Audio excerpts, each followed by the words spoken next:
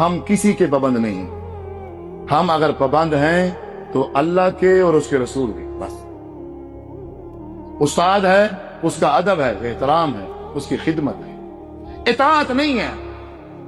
بزرگ ہے، عالم ہے، مفتی ہے، شیخ ہے، جو مرضی چیز ہے وہ اس کا ادب ہے، اس کا احترام ہے، اس کی خدمت ہے، اس کی اطاعت کس کی ہے؟ اللہ اور اس کے رسول کی. ہم تو ان بزرگوں کی اطاعت کر رہے ہیں. جب صحابہ رسول کو اللہ کے نبی نے کہا تم اپنے مولویوں کو خدا مانتے ہو، صحابی نے کہا یا رسول اللہ صلی اللہ علیہ وسلم مجھے آپ کی یہ بات سمجھ نہیں آئی، ہم نہیں مانتے اپنے مولویوں کو خدا. فرمایا جب تمہارا عالم کسی چیز کو حلال کر دیتا تم اس کو حلال سمجھتے تھے؟ فرمایا جی ہاں. فرمایا جس کو حرام کر دیتا اس کو حرام سمجھتے تھے؟ فرمایا جی ہاں. تو پھر خدا کس کو کہتے ہیں؟ یہی تو ہے کہ اللہ ایک چیز کو حلال کر رہا ہے، تمہارا مولوی نے حرام کر دیا اور تم اسی کی مان رہے ہو. اللہ نے اس کو حرام کیا ہے اور مولوی حلال کر رہا ہے اور تم مولوی کے پیچھے لگ کے کھڑے ہو. اس کا مطلب ہے تم نے اللہ کی نہیں مانی، تم نے اپنا خدا اس عالم اور مفتی اور شیخ کو بنا لیا. عزیز بزرگوں، نوجوان ساتھیوں، میرے بھائیوں، میرے بزرگوں، آپ اپنی آخرت والی زندگی کو سیریس لو.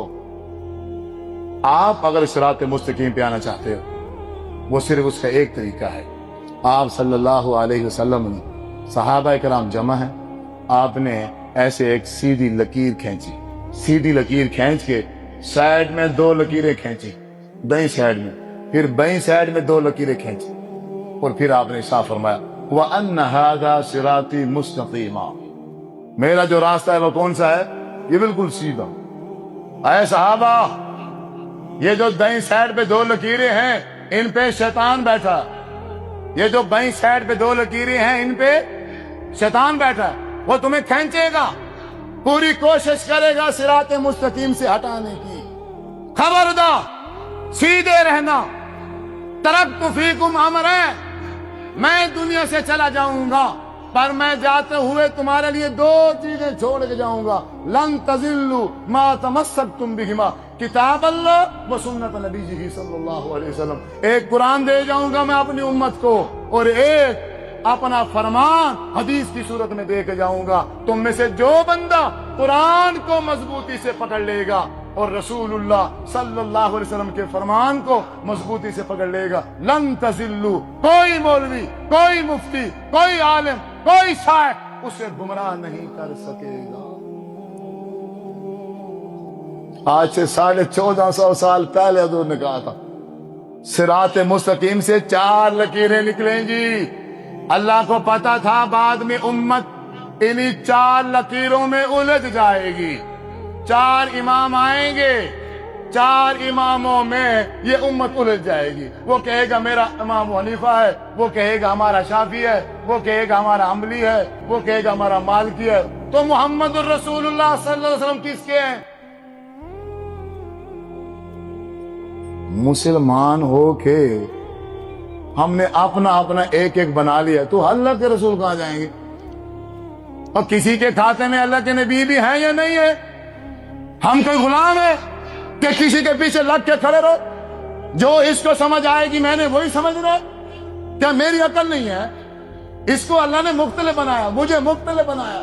اس کا مزاج ہو رہا ہے، میرا ہو رہا ہے. جو یہ سوچتا ہے میں نہیں سوچ سکتا، جو میں سوچتا ہوں یہ نہیں سوچ سکتا. ہر انسان کی طبیعت بکری ہے، کوئی کسی کے پیچھے نہیں لگ سکتا. وہ تو جانور ہے، جانوروں کے گلوں میں پٹا ڈالا جاتا ہے. ان کے میں عقل نام کی کوئی چیز نہیں ہے.